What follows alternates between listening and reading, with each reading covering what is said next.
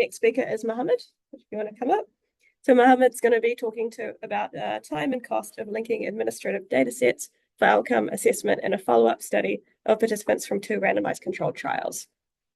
And so Mohammad is a final year PhD student working under the supervision of Professor Dame Jane Harding, Associate Professor Barry Milne, and Associate Professor Greg Gamble. He holds a Masters of Science degree in epidemiology and is very interested in applying causal inference models in observational studies. Thanks, Mohammad. So I'm Mohammad. I have a background in epidemiology, and it was one of my PhD projects. And so it was my first attempt to do time and cost analysis, so it will be easy, I think. So my supervisor, Dame Jane Harding, and her team conducted a follow-up study to investigate the long-term effects of antenatal corticosteroids.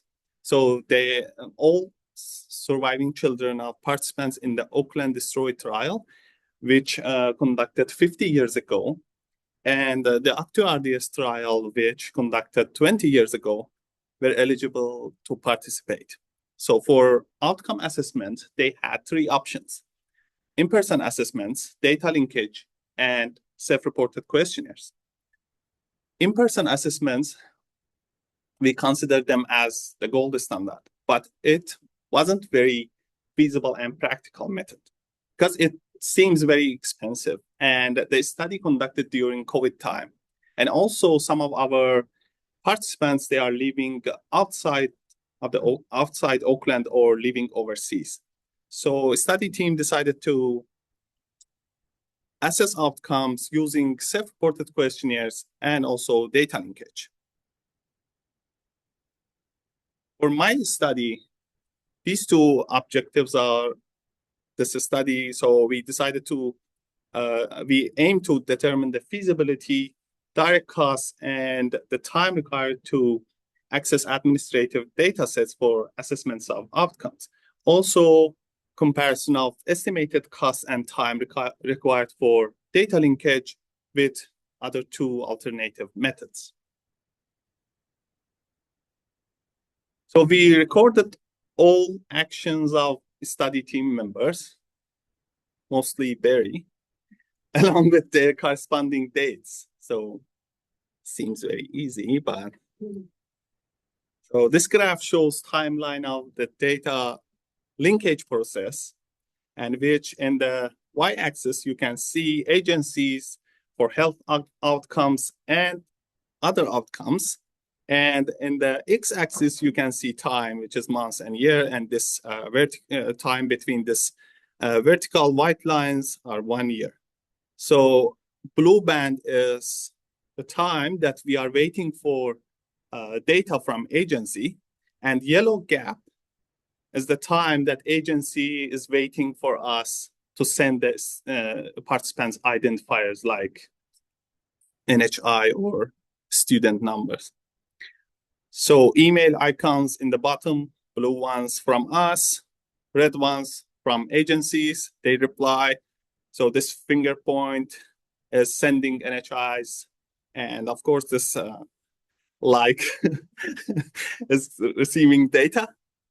And the final data is the yellow check. So time from first contact to application approval range from 34 days to 452 days. And time from the initial contact to receiving the final data range from 128 days to 854 days. Also, when we see this check, it doesn't mean the data is correct. For test safe data and for NZQA, we found out that data has data had a filter, so there was an error in the data. So we asked them to provide new data. So obtaining administrative data sets demands substantial amount of time and effort, thanks to Barry, but it's feasible method. So for calculating staff time required for each actions, we asked our team members to provide an average time for each action. For example, for sending a follow-up email, we need 5 minutes, a phone call, 15 minutes, and so on. For calculating staff cost, we simply multiply the staff time by wage of senior nurse in New Zealand, which is $64 per hour. We couldn't include all actions, so we had some non-documented actions, so we couldn't include in the analysis those actions, like extracting NHIs and coding and these things.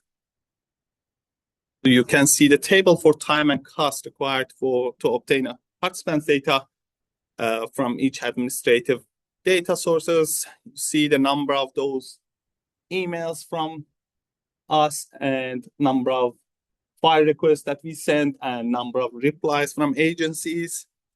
But total staff time for data linkage was 1,400 minutes, and total cost of data linkage in our court was $20,000. Similar to data linkage for those actions obtaining from survey, so 5 minutes for sending an email, phone call 30 minutes, and 150 minutes for home visit. And this is just obtaining data from participants because questionnaire takes more time. Again, we had non-documented actions like data management, monitoring, and quality control.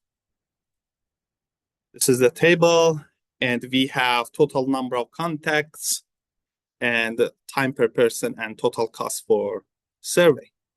So you can see we made more than 1,000 contacts to obtain data and 13 minutes per person, and total cost of survey for our cohort was $9,000. So for in-person assessments, which I said we didn't have in-person assessments, but we wanted to estimate the cost and time for in-person assessments. So we assumed arranging and conducting the assessments and completing a nurse-assisted questionnaire required 90 minutes. And again, we didn't include data entry and cost of consumable in our analysis. And this is the table for in-person assessments. See, for each participant, for all of participants, we need more than 77,000 minutes for in-person. For each participant, we need total cost of $122, and in total, 104,000, which is way more than other methods. So this is the summary table of these different outcome assessment methods for our study. And when we double the staff time, so sensitivity analysis for doubling the time, and the sensitivity analysis for 100 participants, and also 5,000 participants. So you can see for small cohorts, the cost of data linkage is similar to the cost of in-person assessments, but as we know, in-person assessments is the gold standard. So it could be way faster, and it allows direct assessments of outcomes. So it's preferable. For large cohorts, you can see in-person assessment is very expensive, but data linkage is cost-effective. However, our previous study, the Concord study, showed that using only data linkage or only self-reported questionnaire could result in underestimation of outcome assessments. So you need both of them in your follow-up studies, but still having both of them is cheaper than in-person assessment. So take-home message is, in large studies, we need data linkage and self-reported questionnaire. For small studies, good to have in-person assessment. I would like to extend my heartfelt thanks to Barry, my co-supervisor, Lisa, and Martin. So my supervisor, Jane Harding, and my co-supervisor, Greg, and your beautiful research center. Thank you so much.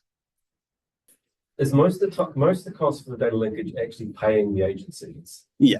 To get the data. Yeah, The exactly. staff time, relatively speaking, is quite small. Small. But none of Exactly. Martin's time is factored In into processing, but he has Yeah. to process data anyway, so I can't understand. that. I feel like processing the linked data is True. rather than the data. True, yeah. That would be a good Yeah. analysis. I realised I didn't log that time. I had to go to. Yeah. And this purple. And the purple person is I you. just- Yeah. It's the data provider source that does the linkage, or it's done in your team? No, it's done in our team. And so we get data from agency and we extract data and do the coding, and then we merge data set together. So the data linkage in our study is different than using IDI and that concept of data linkage.